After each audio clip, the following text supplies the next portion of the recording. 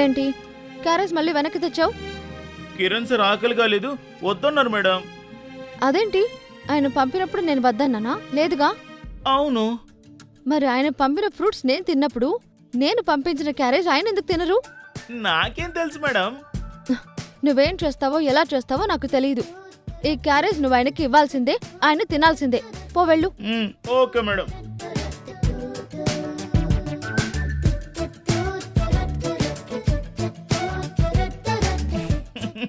Sir మళ్ళీ ఏమైంది? ఇక ఈ రాయబారం నా వల్ల కాదు. మీ ఇద్దరి మధ్య పడి నేను నలిగిపోయేలా ఉన్నాను. క్యారేజ్ తీసుకోండి.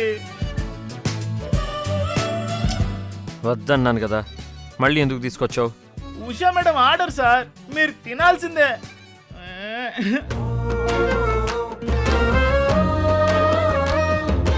నా కళ్ళకే ఈ గూడు ఓకే, ఫ్రీ తిరుగుడే ఒళ్ళే విరిచాకే, రానినే కాదులే అయినా నాదే రాజ్యం.